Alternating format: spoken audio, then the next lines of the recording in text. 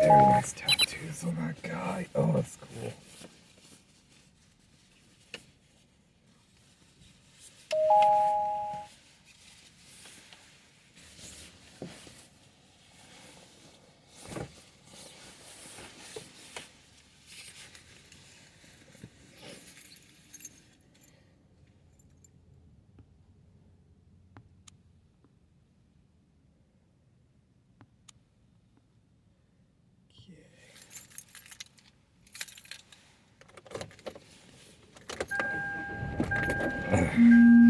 Fairly represent those of BIN and its founding partners and employees.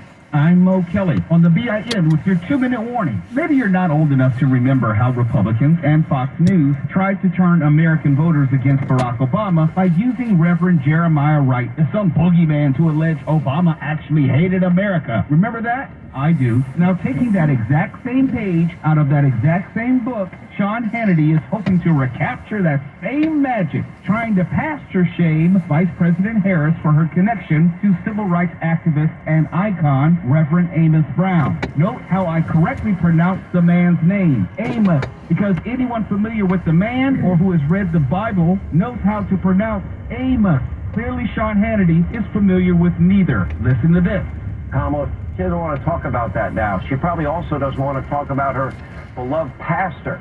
Oh, you're going to love this. We have a brand new Reverend Jeremiah Wright. His name, Reverend Dr. Amos Brown. Now, last year, on the official vice presidential Instagram account, Kamala posted a glowing picture of the Reverend with the caption, quote, "Oh, it's always an honor to spend time with my pastor, Reverend Dr. Amos Brown of the Third Baptist Church of San Francisco. He remains a source of inspiration to me always." Now, this is the same pastor that told the San Francisco Chronicle, quote, "I know America. America's a racist country."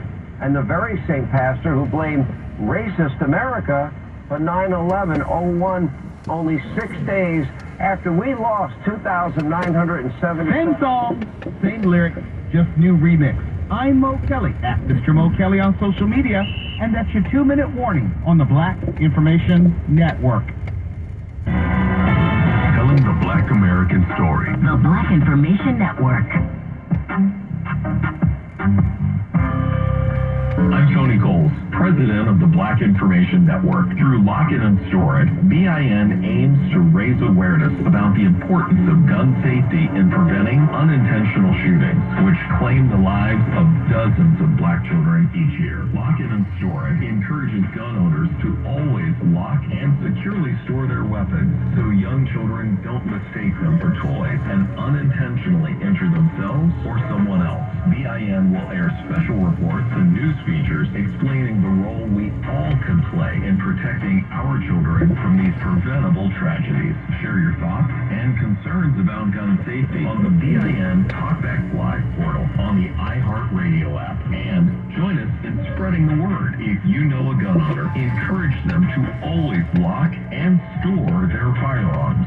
Doing so could save a life. BIN is dedicated to helping keep all members of our community safe. Learn more at BINnews.com.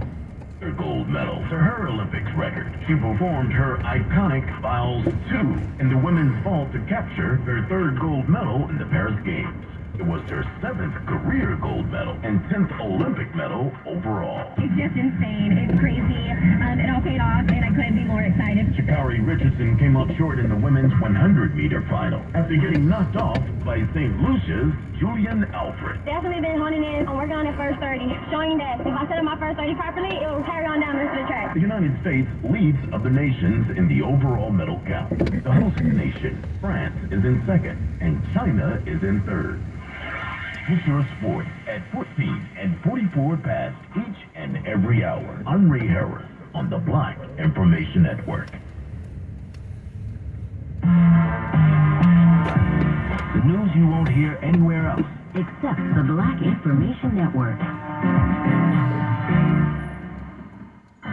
Released in 1995, Ngozi Onwara's Welcome to the Terror-Dome was the first theatrically distributed British feature film directed by a black woman. Inspired by Public Enemy's song of the same name, the movie is part Afrofuturism, part political cinema, part Greek tragedy. Welcome to the Terror-Dome Beach to the McBride family trying to navigate life in a state-sanctioned slum where all blacks are forced to live and where police brutalize inhabitants while ensuring all guns and drugs stay in the Terror Dome. On Laura's unflinching and unapologetic view of race relations and how little has changed was out of step with the 90s movie establishment, Variety called it a low-budget spitball of militant black grandstanding. But made on a shoestring budget over the course of 3 years, Welcome to the Terror Dome is now seen as a grainy, gritty, angry, and not totally inaccurate commentary that was a quarter of a century ahead of its time, making it another essential black film. I'm Weston Tishome for the Black Information Network. Entertainment news on the Black Information Network. Let me show you white souls eating yellow tail out of noble. Keep a hater obsessed in my comments, having a big sucking contest. I'm pressure, y'all press.